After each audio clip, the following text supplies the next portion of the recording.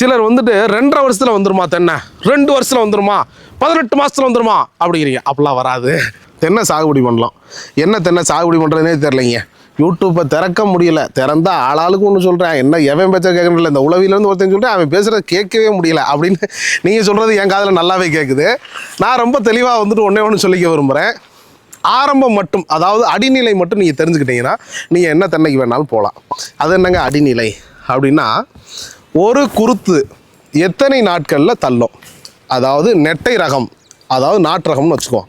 நாட்டு ரகத்தை பொறுத்தளவுக்கு 45 நாட்களுக்கு குறைவில்லாமல் 45 நாட்களுக்கு மேலே தான் ஒரு குருத்து ஓலைகள், அதாவது இப்படி வரக்கூடிய ஒரு குருத்து ஓலைகள் தள்ளும்.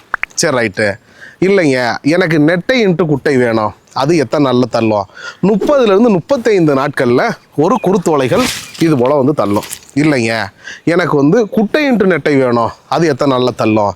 30 நாட்களுக்குள்ளே, அதாவது மாதம் ஒரு முறை இது போல் வந்து குருத்தோலைகள் தள்ளும். இல்லைங்க, எனக்கு பியூர் டார்ஃபு சவுக்காட்டு ஆரஞ்சு மாதிரி இளநி தான் வேணும், எத்தனை நாளுங்க தள்ளும்? 25 நாள்லேயே பார்த்தீங்கன்னா ஒரு குருத்தோலைகள் வந்து தள்ளும். சரி, இந்த குருத்தோலை தள்ளுறதுக்கும் நான் தென்னை ஐடென்டிஃபிகேஷன் பண்ணுறதுக்கும் என்னங்க வித்தியாசம் இருக்குது அப்படின்னு சொல்லி கேட்குறீங்களா?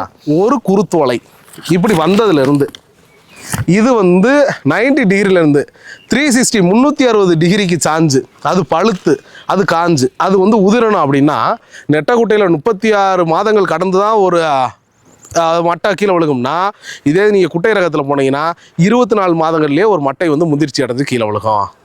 இதே குட்டை நட்டைக்கு போகிறீங்கன்னா 30 மாதங்களில் விழுகும். இப்போ நான் ஆரம்பத்தில் சொன்னது உங்களுக்கு புரியுதுங்களா? ஒரு குருத்தோலைகள் எத்தனை நாட்களுக்கு ஒரு முறை வெளியேறுதோ அத்தனை நாட்களுக்கு ஒரு முறை மட்டை வந்து கீழே விழுகும். அப்போது ஒரு 36லேருந்து 40 மட்டைகள் 40 குருத்துகள் வெளியில் வந்த பின்னாடி தான் ஒரு நெட்டை குட்டையானது பாலை விட துவங்கும்.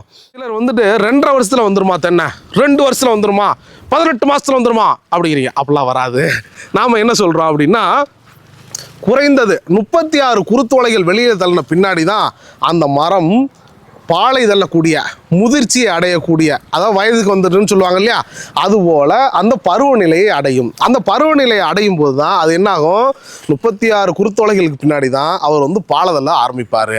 அப்போ பாலை தள்ளுறதுலேருந்து எத்தனை நாள் ஆகும்? ஒரு தேங்காய் உருவாக பாலை தள்ளுறதுலேருந்து 11 மாதங்கள் ஆகும். ஒரு இளநி உருவாக 6.5 மாதங்கள் ஆகும்.